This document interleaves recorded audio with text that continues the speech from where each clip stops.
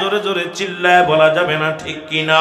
এ মুসলমান, 2 নাম্বার হলো কবর। এই কবরে যেদিন আপনাকে আমাকে শোয়াইবে রে মুসলমান, একজন ফেরেশতা আসবে, তার নাম হলো নোমান ফেরেশতা। আমরা জানি কবরের ভিতরে আসে কোন ফেরেশতা? যে ফেরেশতা আসে মুনকার নেকি কবরে আসে না রে মুসলমান না।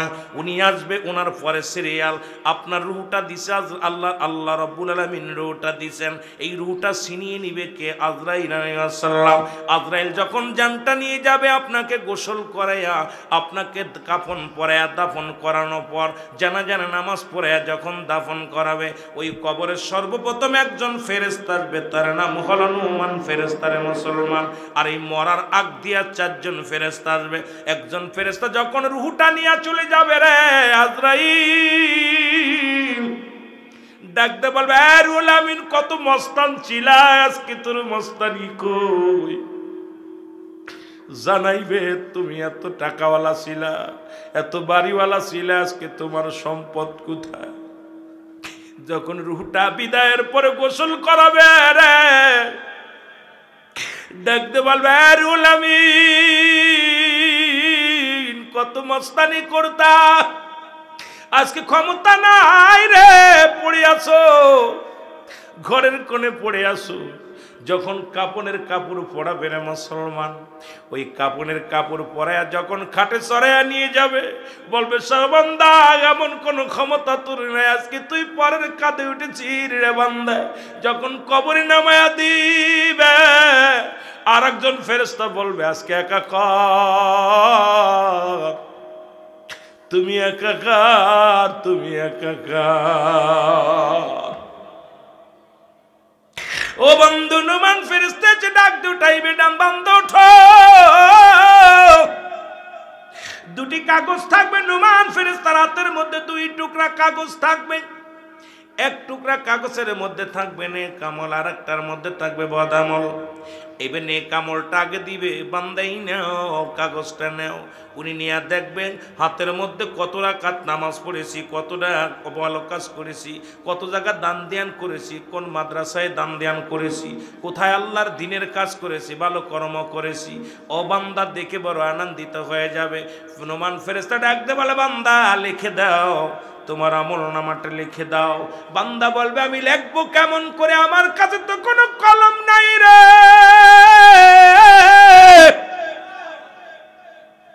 ফেরেশতা বলে, বান্দা, কলম তোমার ডান হাতের শাহাদাত আঙ্গুল মুবারক, জোরে বল আল্লাহু আকবার। আর একটু জোরে বল। এই ডান হাতের আঙ্গুল মুবারক হবে শাহাদাত আঙ্গুল মুবারক, এটা হবে আপনার কলম।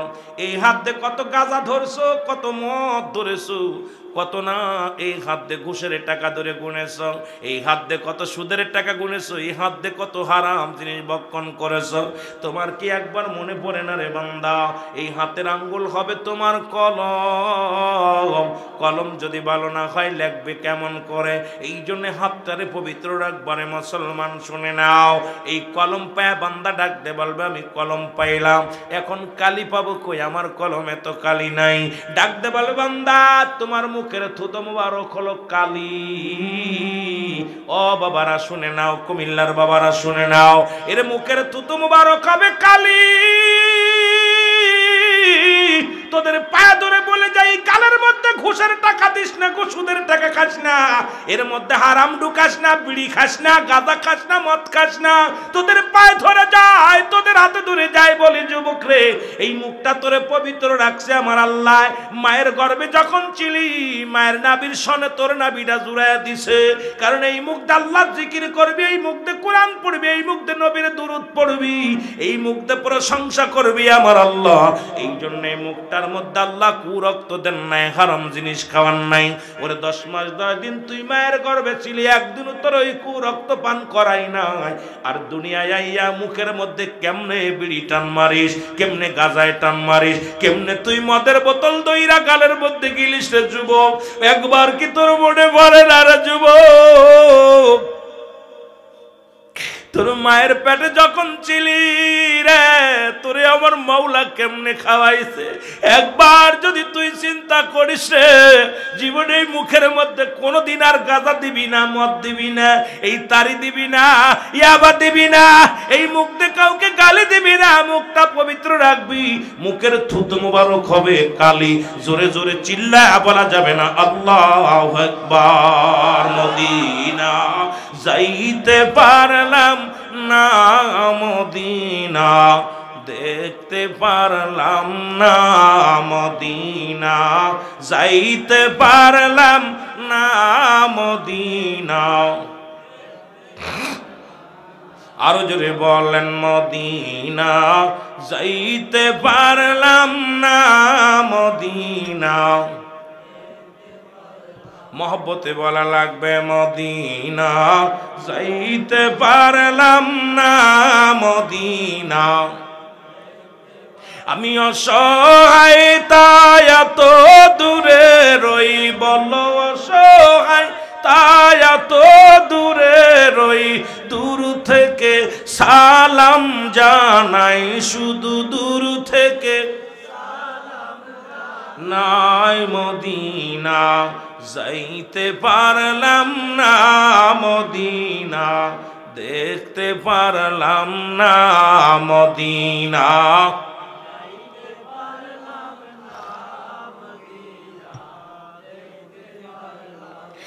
মদিনার নাম কত মধু,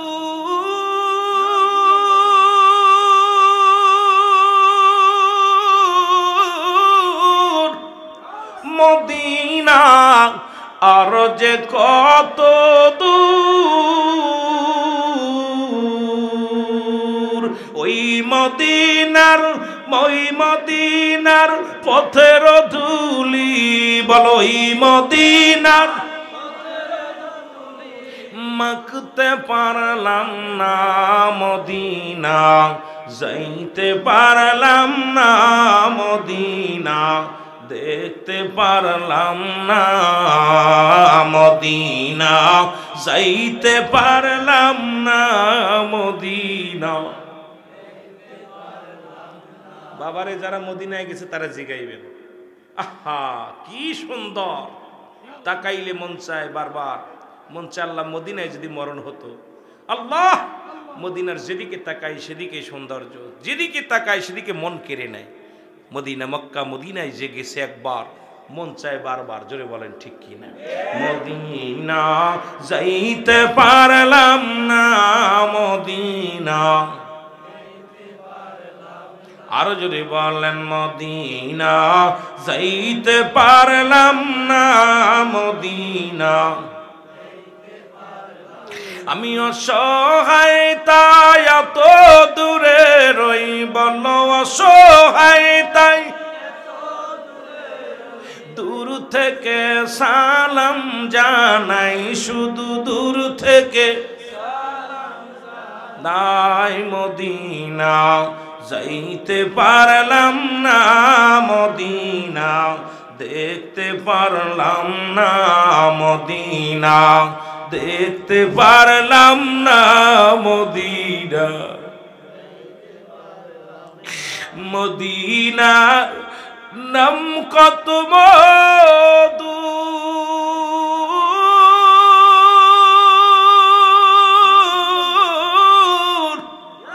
মদিনা আর যে কত দূর,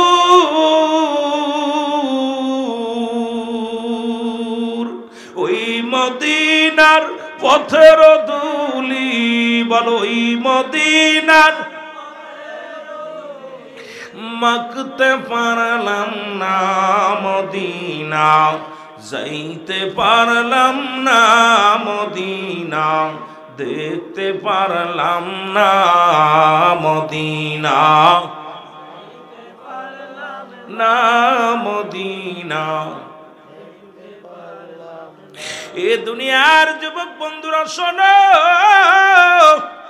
মুখের থুতু মুবারক হবে কালি, আজ থেকে মুখের ভিতরে গাঁজা দিব না, মদ দিব না, তারি দিব না, মুখ দিয়ে গালি দিব না, মুখ দিয়ে কাউরে কষ্ট দিব না। কে কে রাজি আছো হাত দুখানে মাওলারে দেখাও, জোরে বলো আল্লাহু আকবার। এ মাবুদ, আমরা মুখখানে পবিত্র রাখতে চাই। আল্লাহ, এই মুখটারে তুমি পবিত্র রাইখা দিও গো। এই মুখের থুতু মোবারক দিয়ে আমলনামা লেখার শক্তি দিও, জোরে বলা যাবে না আমিন। ও যুবক, বান্দা বলবে আমি কালি পাইলাম, এখন কাগজ পাবো কই? 3 টুকরা কাফনের কাপড় দেয়া হয় কবরে। প্রথম কাফনের কাপড়টা টান্দে খুলে নিবে, বলেই নাও বান্দা নাও, তোমার আমলনামাটা লেখো। বান্দা সেকেন্ডের মধ্যে লেখা হয়ে যাবে, মিনিটের মধ্যে লেখা হয়ে যাবে।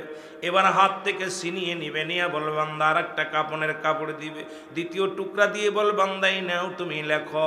এবার 80 বছর 50 বছরের জিন্দেগি, কোথায় তুমি কোন মহিলা নিয়ে গল্প করেছিলা? কোথায় তুমি মদের প্যান্ডেলে বসেছিলা? কোথায় তুমি নামাজ ফাঁকি দিয়া বন্ধু বান্ধব নিয়ে আড্ডা মেরেছিলা?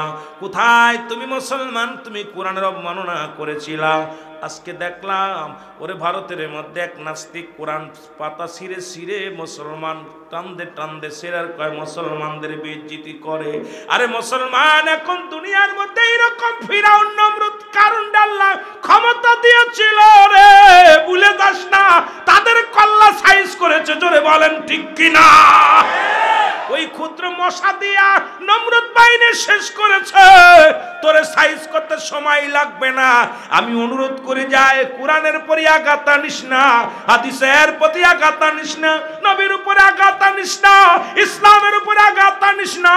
আল্লাহ রাব্বুল আমিন সহ্য করবে না। যেদিন ধরবে তোরে আর রিস্তার থাকবে না। জোরে জোরে চিল্লায় বলো ঠিক কিনা?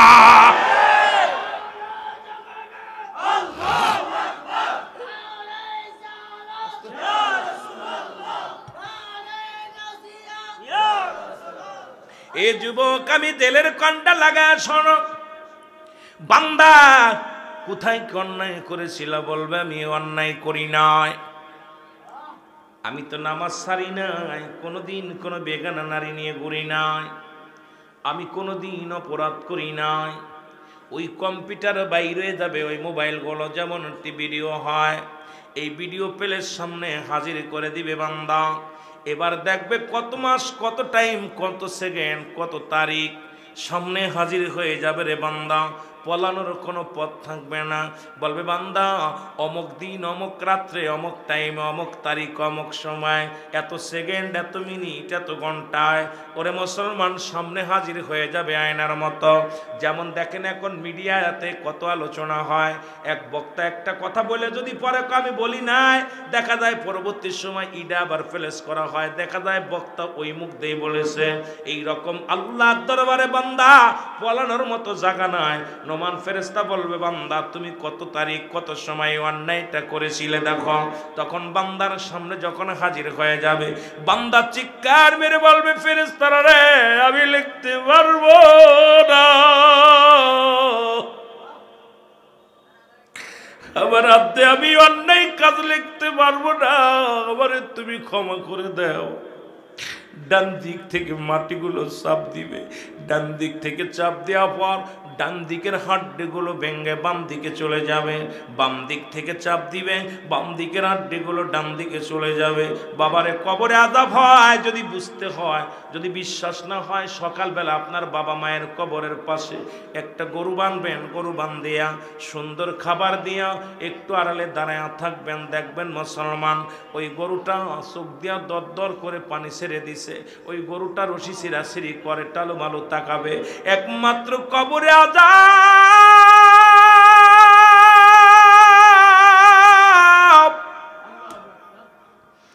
আল্লাহ আল্লাহ, ওই কবরে আযাব একমাত্র মানুষ এবং দানব বুঝতে পারে না রে, সমস্ত প্রাণী বুঝতে পারে কবরে আযাব। আল্লাহ, আর একটু জোরে বলুন। আমার ভাইরা, আমার বন্ধুরা, আমার ফেরেশতা তাকে এমন এক একটা গর্জন মারবে আর তুই আমলনামাগুলো লেখাবে। বান্দার লেখা শেষ না হওয়া পর্যন্ত কবর থেকে যাবে না। যখন লেখা হয়ে যাবে আপনার আমলনামাটা, অনেক বড় আলোচনা এটা নিয়ে পড়ে থাকলে ঘন্টা 2 আলোচনা করা লাগবে, আপনাদের লস হবে রে বাবা। এবার ফেরেশতা বলবে আমি গুড বাই, বিদায়।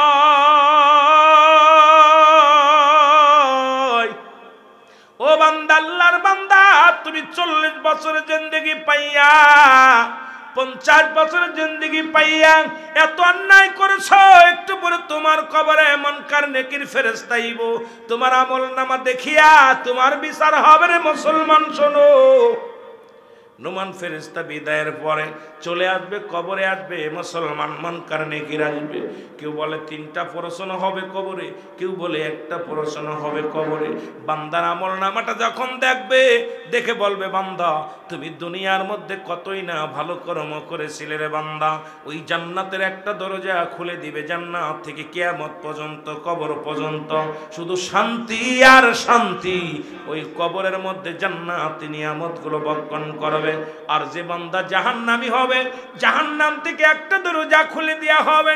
এই জাহান্নামের যত গজব, যত সাপ বিচ্ছু, যত না মুসলমান কষ্ট দেয় শাস্তিগুলো আপনার কবর পর্যন্ত আসবে।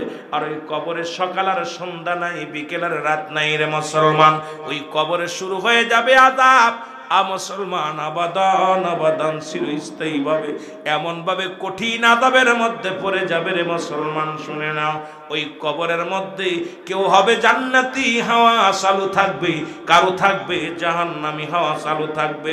আল্লাহ ওই 2 নাম্বার কবর থেকে বাঁচার মতো শক্তি দান করো, জোরে বলো আল্লাহু আকবার।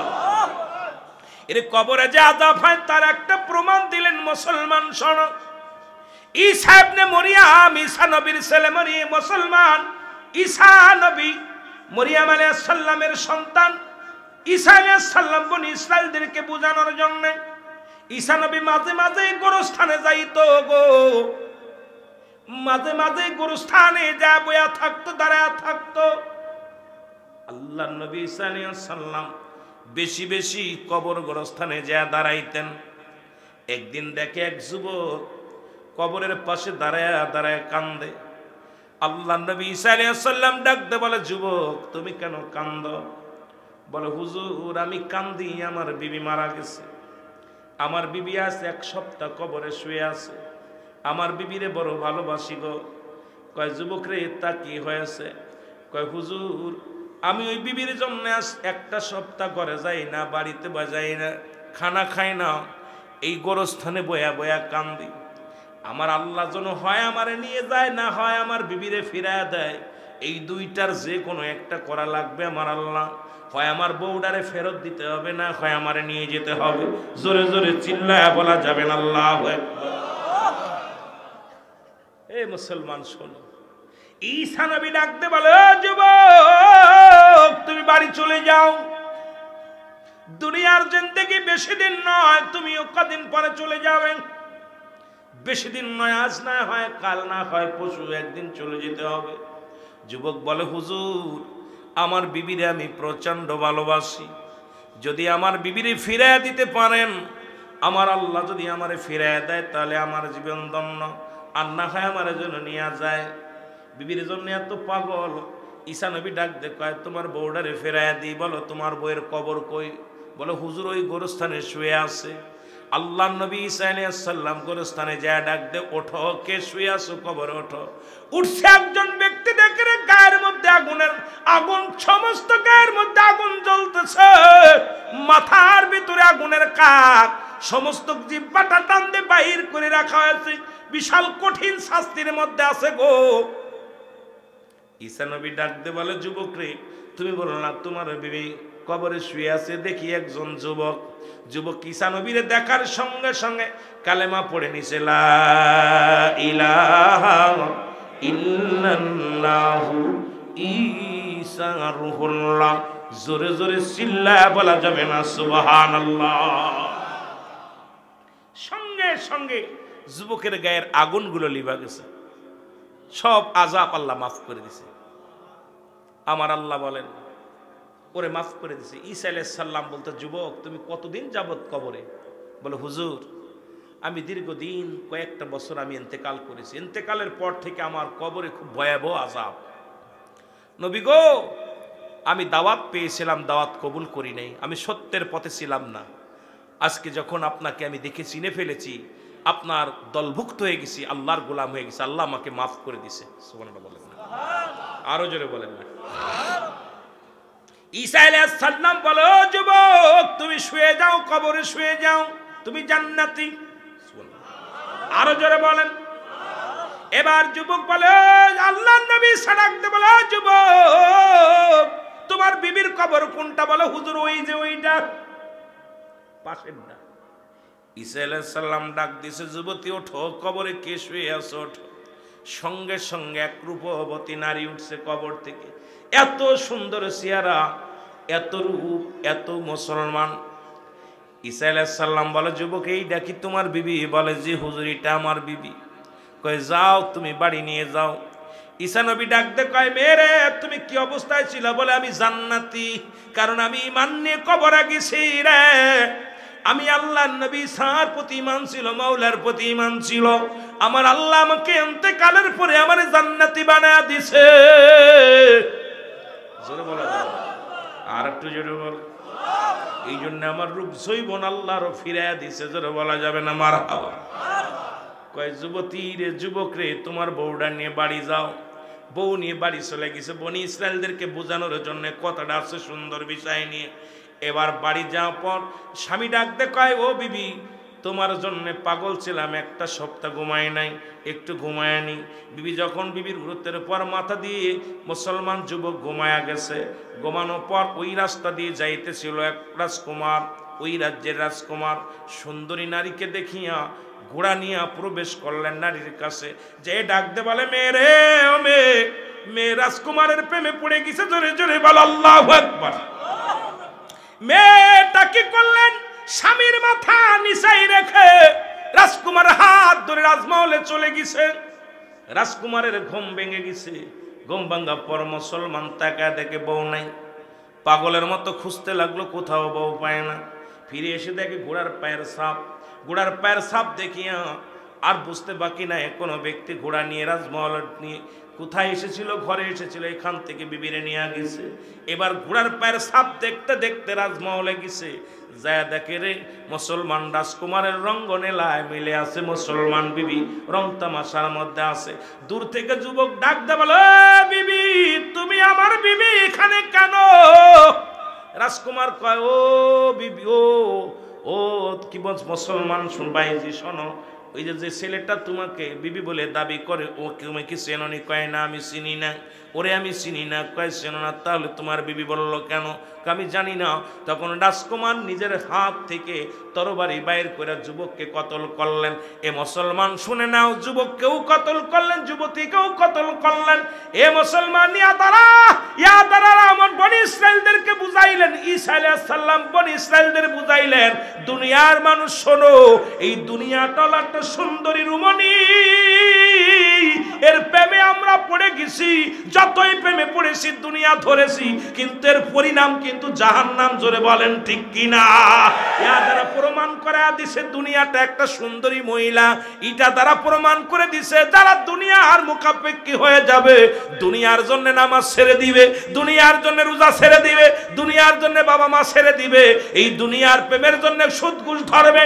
এ মুসলমান বনি ইসরায়েলদেরকে বুঝাইলেন, ঈসা আলাইহিস সালাম দুনিয়ার মানুষ শোনো, দুনিয়া ছেড়ে দাও, এই দুনিয়ার মোহে যে পড়ে যাবে, সুন্দরী মোহে পড়ে যাবে, এই দুনিয়াকে রাত দুইটায় হারায় ফেলবে। জোরে জোরে চিল্লায় বলা যাবে না আল্লাহু আকবার। মহব্বতের সঙ্গে দুরূদ শরীফ পড়েন আল্লাহুম্মা।